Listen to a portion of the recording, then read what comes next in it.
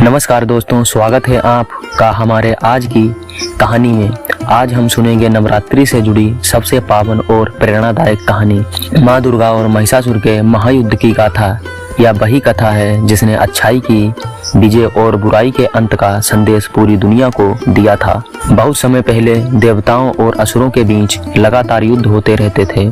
इन्हीं असुरों में एक शक्तिशाली और अभिमानी राक्षस पैदा हुआ, महिषासुर। उसने घोर तपस्या कर ब्रह्मा जी से वरदान पाया कि कोई देवता, कोई असुर, कोई मनुष्य उसे कभी मार ना सके। वरदान पाकर महिषासुर और भी घमंडी हो गया। उसने तीनों लोकों पर अपना अधिकार जमा लिया, स्वर्गलोक, पृथ्वीलोक और पाताल लोक। देवताओं को स्वर्ग से निकाल दिया। हर जगह भय और अन्याय फैल गया।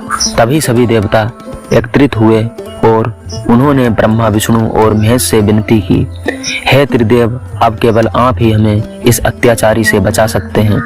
तीनों देवताओं ने अपने अपने तेज का अंश मिलाकर एक अद्भुत शक्ति की रचना की। वह शक्ति रूपांतरित हुई माँ दुर्गा के रूप में, सिंह पर सवार, 10 भुजाओं में विविध अस्त्र शस्त्र के लिए तेजस्वी और अपराजेय शक्ति स्वरूपा माँ प्रकट हुई। अब होती है महायुद्ध की शुरुआत। माँ दुर्गा ने महिषासुर को युद्ध का निमंत्रण दिया।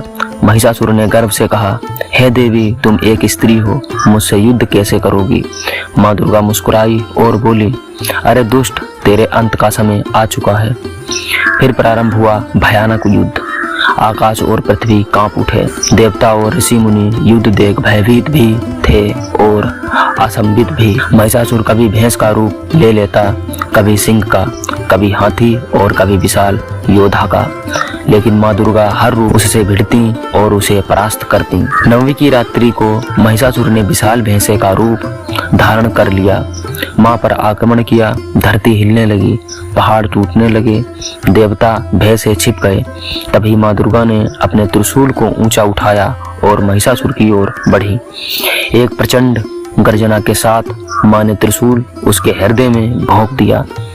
महिषासुर जमीन पर गिर पड़ा और उसका अंत हो गया। आकाश से पुष्पों की बारिश होने लगी। देवताओं ने जय माता दी के उद्घोष से ब्रह्मांड गूंज उठा। सभी देवताओं ने माँ दुर्गा को प्रणाम किया और कहा, माँ, आपने अत्याचारी से हम सबको मुक्ति दिलाई है। इस कहानी से हमें यह प्रेरणा मिलती है, यह कथा केवल राक्षस के वध की कहानी नहीं है, बल्कि यह हमें सिखाती है कि जब भी अन्याय और अधर्म बढ़ेगा तो माँ शक्ति स्वयं अवतरित होकर धर्म और सत्य की रक्षा करेंगी। महिषासुर असल में हमारे भीतर छुपे अहंकार, लोभ और पाप का प्रतीक है, और माँ दुर्गा हमारे अंदर के शक्ति, साहस और भक्ति का प्रतीक है। तो दोस्तों, यह कथा थी महिषासुर वध की, जो हमें हर नवरात्रि याद दिलाती है, कि अच्छाई की हमेशा जीत होती है।